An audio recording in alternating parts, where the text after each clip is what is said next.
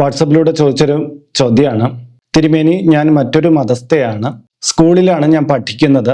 ഈ അടുത്ത കാലത്ത് ഒരു നൃത്തരൂപവുമായി ബന്ധപ്പെട്ട് എനിക്ക് നെറ്റിയിൽ കുങ്കുമം അണിഞ്ഞ് നൃത്തം ചെയ്യേണ്ടതായി വന്നു.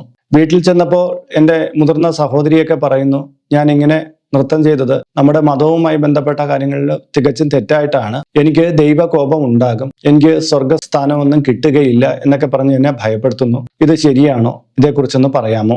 നെറ്റിയിൽ കുങ്കുമമണിഞ്ഞ് നൃത്തം ചെയ്ത ഒരു പെൺകുട്ടിയാണ്, ഒരു അന്യമതത്തിൽപ്പെട്ട ഒരു കുട്ടിയാണ്, ഹൈന്ദവ അല്ല എന്നാണ് പറഞ്ഞിട്ടുള്ളത്. നമ്മളൊന്ന് മനസ്സിലാക്കണം, കലാരൂപവുമായി ബന്ധപ്പെട്ട് നമ്മൾ ഇതിൽ മതമൊന്നും ഒരിക്കലും കൂട്ടി ഇണക്കാറില്ല കേട്ടോ. നമ്മുടെ പ്രധാന നടന്മാരെ എല്ലാം തന്നെ പല മതത്തിലുള്ള പല വേഷങ്ങളൊക്കെ കെട്ടി ആടുന്നവരാണ് അല്ലെ. ഇന്ന മതമൊന്നുമില്ല. നമ്മളിപ്പോ ഒരു ഹിന്ദു ആണെങ്കിൽ അതായത് മുസൽമാനായിട്ടോ ക്രിസ്ത്യാനിയായിട്ടോ എല്ലാം നമ്മൾ വേഷം കെട്ടാറുണ്ട്. അവരുടെ രൂപങ്ങൾ ധരിക്കാറുണ്ട്, തലപ്പാവ്, കുരിശ് എല്ലാം കലയുമായി ബന്ധപ്പെട്ട കാര്യങ്ങൾ ചെയ്യാറുണ്ട്. അവരും ഇങ്ങോട്ട് ചെയ്യാറുണ്ട്. കലയിൽ എങ്ങനെ ജാതി മതമൊന്നും കൂട്ടിക്കലർത്തുന്ന സ്വഭാവം നമുക്ക് പൊതുവേ തന്നെ ഇല്ല.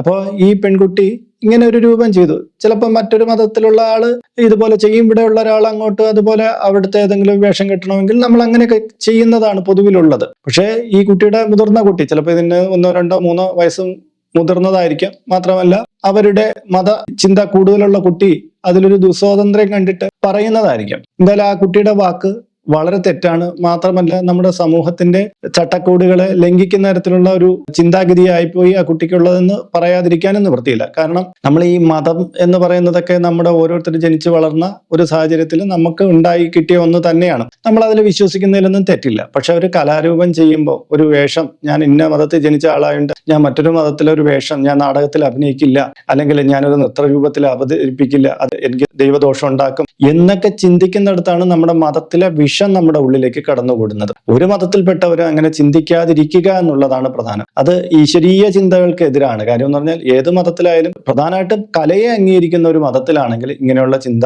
വരാൻ പാടില്ല. കലയെ അംഗീകരിക്കുന്ന മതത്തിലാണെന്നുള്ളത് ഞാൻ പ്രത്യേകിച്ച് എടുത്തു പറയുന്നു. കലയെ അംഗീകരിക്കാത്ത മതം ഏതെങ്കിലും ഉണ്ടെങ്കിൽ ചിലപ്പോൾ ഇങ്ങനെയുള്ള വേഷം കെട്ടുന്നതിന് അവർക്ക് എതിരുണ്ടായിരിക്കാം. പക്ഷെ കലയെ അംഗീകരിക്കുക, കലയെ ദൈവീകമായിട്ട് സങ്കല്പിക്കുന്ന എല്ലാവർക്കും ഇത് യാതൊരുവിധ ദോഷവും ഉണ്ടാക്കുന്ന കാര്യമല്ല. മാത്രമല്ല അങ്ങനെ ഒരു പ്രശ്നമേ ഇല്ല.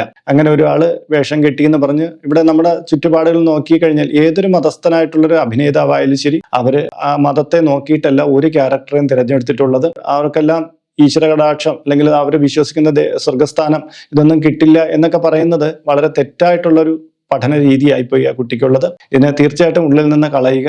അങ്ങനെയൊന്നുമില്ല. ഇപ്പോഴേ ഇങ്ങനത്തെ ചിന്താഗതികളിലേക്ക് ചെന്ന് പെടാതിരിക്കാനും കൂടി ശ്രദ്ധിക്കുക.